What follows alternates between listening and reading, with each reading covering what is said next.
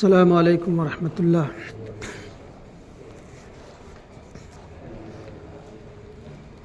حاضرین جمعہ،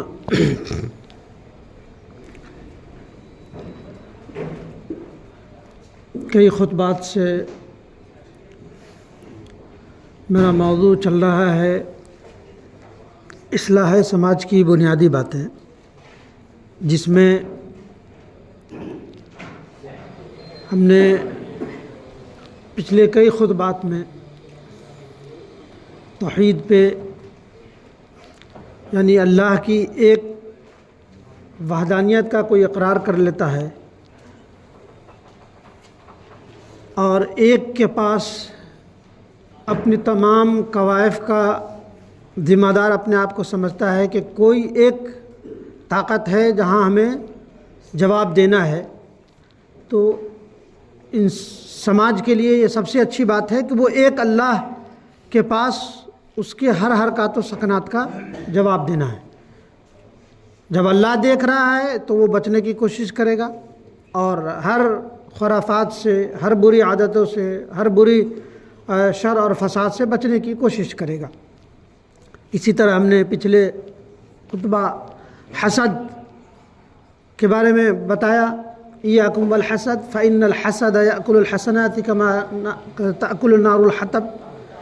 کہ حسد سے بچو اس لیے کہ حسد نیکیوں کو اسی طرح کھا جاتا ہے جیسے سوکھی لکڑی کو آگ کھا جاتی ہے۔ اور کہا گیا کہ حسد بہت بری بلا ہے۔ آج جو میرا موضوع ہے وہ ہے غیبت، پیٹھ پیچھے کسی کی کمی اور کوتاہی کو بیان کرنا۔ مثلا فلاں شخص کی بات میں آپ کی غیر موجودگی میں تھرڈ پرسن کے پاس، تیسرے شخص کے پاس وہی باتیں جو آپ کے اندر کمی ہے میں کسی اور کے پاس بیان کروں تو یہ ہوا غیبت۔ فلاں شخص کے کوئی بھی خامی ہو اگر میں بیان کرتا ہوں تو وہ یہ غیبت، اور غیبت کے بارے میں رب کریم نے بڑی سخت وعید فرمائی ہے۔ اور اگر فلاں شخص میں ان میں یہ گناہ نہیں ہے، یہ عیب نہیں ہے، یہ نقص، یہ کمی نہیں ہے اور میں بیان کرتا ہوں، یہ ہے بہتان۔ اور یہ بہتان اور ذرا اوپر کے درجہ کا ہے معاملہ، کہ ایک تو وہ گناہ نہیں کرتا، یہ کمی نہیں ہے، اور میں اس کی کمی کو دوسری جگہ اور بیان کروں تو یہ ہوا بہتان۔ اللہ تبارک و تعالیٰ نے قرآن مجید سورہ حجرات آیت نمبر 12 میں فرمایا، یا ایھا الذین آمنوا اجتنبوا کثیرا من الظن ان بعض الظن اثم ولا تجسسوا ولا یغتب بعضکم بعضا ایحب احدکم ان یأکل لحم اخیہ میتا فکرہتموہ واتقوا اللہ ان اللہ تواب الرحیم۔ کہ ایمان والو بہت سی بدگمانیوں سے بچو، بلا شبہ بعض بدگمانیاں گناہ ہے، اور تم ایک دوسرے کی جاسوسی نہ کرو، یعنی بھید نہ ٹٹولا کرو، اور نہ تم میں سے کوئی کسی کی غیبت کرے، اور نہ تم میں سے کوئی کسی کی غیبت کرے۔ کیا تم میں سے کوئی ایسا ہے جو اپنے مردہ بھائی کا گوشت کھانا پسند کرے گا؟ کیا تم میں سے کوئی ایسا ہے جو اپنے مردہ بھائی کا گوشت کھانا پسند کرے گا؟ تم کو اس سے گھن آئے گی، تم کو اس سے گھن آئے گی، اور اللہ سے ڈرو، بے شک اللہ تعالیٰ توبہ قبول کرنے والا ہے۔ تو اللہ تبارک و تعالیٰ نے اپنے سگے مردہ بھائی کے گوشت کھانے سے تشبیہ دی ہے کہ جو شخص غیبت کرتا ہے اس کو اس مردہ بھائی کے گوشت سے وہ تشبیہ دی ہے۔ اب ذرا یاد کریے، اپنا محاسبہ کریے کہ ہمارا سماج، ہماری سوسائٹی، ہمارا دو لوگوں کا اجتماع یا گروپس کتنے منٹ بغیر غیبت کے رہ سکتا ہے؟ کتنا بھیانک جرم ہم اور آپ سب کیے جا رہے ہیں۔ بلکہ یہ کہا جائے کہ اگر غیبت نہ ہو تو مجلس ہی پھیکی ہو جائے، اور ہر انسان نہ جانے کم عقلی میں، کم علمی میں یا فساد اور بدامنی میں اس قدر لگا ہوا ہے کہ وہ مرغوب ترین غذا کے طور پر، جب تک کہ تیسری کے بعد آپ کے گروپ میں نہ شامل ہو تو وہ مجلس ذرا ادھوری ہے۔ فلاں شخص کے پگڑی اچھالنا، فلاں شخص کے نقص بیان کرنا، فلاں کے عزت پہ ڈاکے ڈالنا، یہ تو بہت مربوط ترین شے ہے۔ لہذا رب کریم نے بڑا عظیم نکتہ سے کہا کہ اپنے مردہ بھائی کا گوشت کھانا جیسے تمہیں گھن آئے گی نا، ویسے ہی تمہیں غیبت سے گھن آنی چاہیے۔ ان الظن القبیح بمن ظاہرہ الخیر لا يجوز وانه لا حرج فی ظن القبیح من الظاہر القبیح، یعنی اس ٹوہ میں رہنے کی کوئی بھی ضرورت نہیں جسے جب عیب معلوم ہو جائے ہونا کرنے کی اس میں، تاکہ اس سے بدنام، اس ٹوہ میں ہرگز نہ رہو جس میں اور یہ کہ فلاں کا کچھ معلوم ہو جائے، تھوڑی سی نقص معلوم ہو جائے، تاکہ میں اس کو بدنام کروں، اور اس تجسس میں ہرگز نہ رہو جو تمہارے لیے وہ بال جان ہے، اور کسی کی خامی کو دوسرے کے پاس۔ نبی اکرم صلی اللہ علیہ وسلم نے ایک اور حدیث فرمائی، الغیبت اشد من الزنا، کہ غیبت جو ہے نا زنا سے بڑا گناہ ہے۔ غیبت جو ہے آپ جو گناہ کر رہے ہیں وہ زنا سے بڑا گناہ ہے۔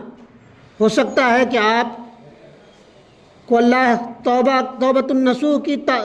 توفیق دے دے، آپ گناہ سے اللہ تبارک و تعالیٰ سے معافی تلافی کر لیں، لیکن غیبت یہ معاملہ ہے کہ اللہ تبارک و تعالیٰ نے کہا یہ حقوق العباد میں کوتاہی ہے۔ فلاں شخص کی آپ نے عزت میں کے ڈاکے ڈالے ہیں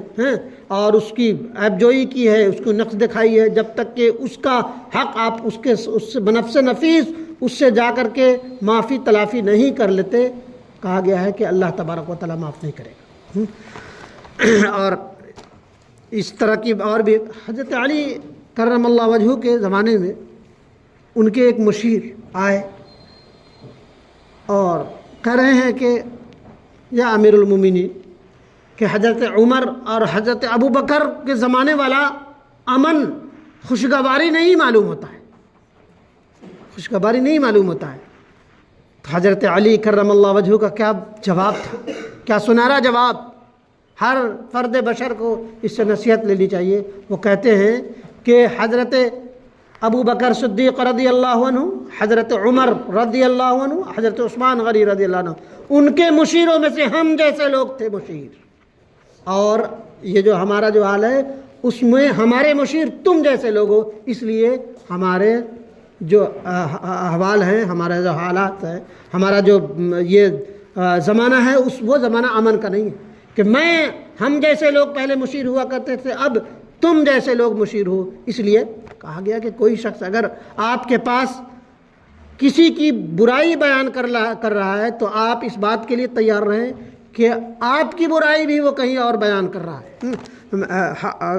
نبی اکرم صلی اللہ علیہ وسلم نے فرمایا ایاکم الظن فإن الظن اکذب الحدیث ولا تجسسوا ولا تنافسوا ولا تحاسدوا ولا تباغضوا ولا تدابروا وکونوا عباد اللہ اخوانا، کہ بدگمانی سے بچو، کہ بدگمانی سب سے بڑا سب سے جھوٹی بات ہے۔ ایک دوسرے کی جاسوسی نہ کرو، ایک دوسرے کی عیب نہ تلاش کرو، ایک دوسرے کا نقصان ہو جانے کی بات میں رغبت نہ لو، ایک دوسرے سے حسد نہ کرو، ایک دوسرے سے بغض نہ رکھو، ایک دوسرے سے رشتہ اور ناتا توڑنے سے بچو۔ یاد رکھو سب اللہ کے بندے ہو، آپس میں بھائی بھائی بن جاؤ۔ اور اس طرح کی اور بھی حدیث ہے کہ نبی اکرم صلی اللہ علیہ وسلم نے فرمایا، ابو یعلا رضی اللہ عنہ راوی ہیں کہ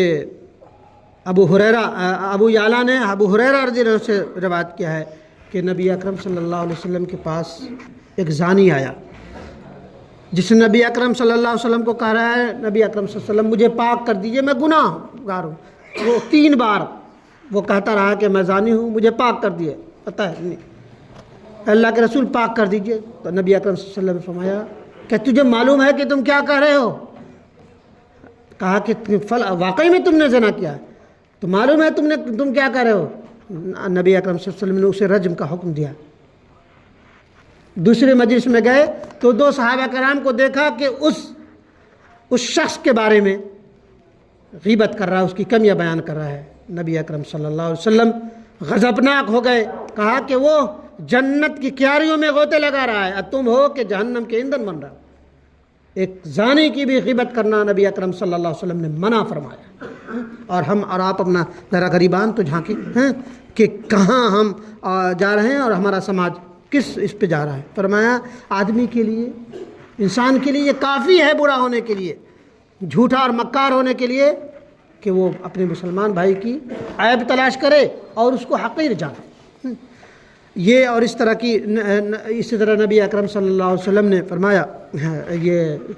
ابن کثیر میں ابھی جب میں حاشیے میں پڑھ رہا تھا تو ایک حدیث ہے کہ فَأَقْلِبُوا يَقِيَ ثُمَّ يَرْجِعُ فِي قَيْئِهِ، کہ غیبت کرنے والا، یہ تو باب الہبہ کے زمانے میں کہ کسی کو اگر کسی چیز کوئی گفٹ دی ہے، کوئی تحفہ دی ہے اور پھر واپس لینا کے بعد میں، لیکن اسی کو غیبت کے بعد میں بھی بیان کیا ہے کہ غیبت کرنے والا ویسا ہی ہے، اس کتے کی طرح ہے کہ وہ قے کرتا ہے، وہ قے کرتا ہے اور اس قے کو پھر اپنے منہ سے چاٹتا ہے۔ غیبت کا یہ بھیانک انجام دیا ہے، مطلب بتایا ہے نبی اکرم صلی اللہ علیہ وسلم۔ اور یہ اور اس طرح کی نبی اکرم صلی اللہ علیہ وسلم کے زمانے میں وہ صحیح اور اچھے سماج کے لیے ضروری ہے کہ ہر فرد بشر ہر شہر کے لیے اچھا گمان رکھے، برے گمان سے بچے۔ کہا گیا کہ بدگمانیوں سے بچو، بعض بدگمانیاں گناہ ہیں۔ حضرت عائشہ صدیقہ رضی اللہ عنہ سے ایک روایت ہے کہ آپ نے دوسری ازواج کے بارے میں کہا کہ وہ طرح ٹھگنی ہیں، تھوڑی چھوٹی قد کی ہیں۔ نبی اکرم صلی اللہ علیہ وسلم نے چپ رہو عائشہ، چپ رہو،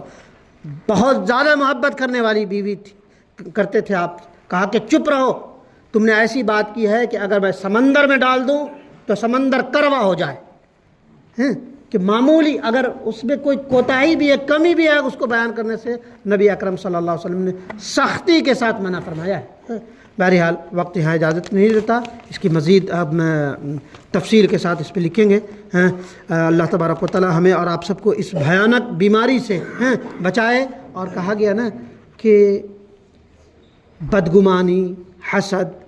چغلی، یہ سب اگلے خطبات میں بیان کیا جائے گا۔ یہ کہا گیا ہے کہ غیبت یا حسد اس ایک بیج اور ایک دانے کی طرح ہے، ایک بیج اور ایک دانے کی طرح ہے کہ آپ اگر منفی سوچ، نگیٹو تھنکنگ سوچتے ہیں یا بدگمانی یا جھوٹ فریب یا وہ حسد کرتے ہیں تو وہ ایک دانے کی طرح ہے، ایک دانے کی طرح ہے۔ وہ ایک دانہ ڈالتے ہیں تو آپ سینکڑوں روحانی اور جسمانی بیماریوں کو دعوت دے رہے ہیں، آپ کے جسموں کو جکڑ رہا ہے وہ ایک دانے کے مانند۔ اور اگر آپ مثبت سوچ کے حامل ہیں، اچھی بات کرتے ہیں، خیرخواہی کی، مساوات کی، برابری کی، دردلی کی، تو وہ اس ایک دانے کے مانند ہے کہ وہ ایک دانے سے جو سینکڑوں دانے نکلتے ہیں نا، اسی طرح آپ کے جسموں اور روحوں کو سینکڑوں بیماریوں سے محفوظ رکھتا ہے اور آپ کے روح کو غذا فراہم کرتا ہے۔ لہذا آپ منفی سوچ کے حامل نہ بنیں کہ آپ کے جسمانی اور روحانی اس کو جکڑ لے اور بیماریوں میں۔ اب تو طبی نقطہ نظر سے بھی آگے ہے کہ منفی سوچ کے حامل شخص کے اندر طرح طرح کی بیماریاں ہوتی ہیں، ڈائبٹیز، شوگر اور ہارٹ کا نہ جانے کون کون بیماریاں۔ کہا گیا کہ یہ سوچ سے، آپ کی سوچ کے اس پہ ہے۔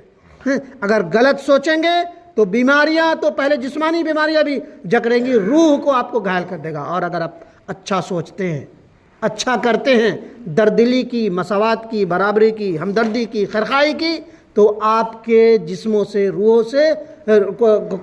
کو غذا فراہم ہوگا اور آپ طرح طرح کی بیماریوں سے بچ جائیں گے۔ بہرحال اللہ تبارک و تعالی ہمیں اور آپ سب کو کہنے اور سننے سے زیادہ عمل کی توفیق دے، آمین یا رب العالمین۔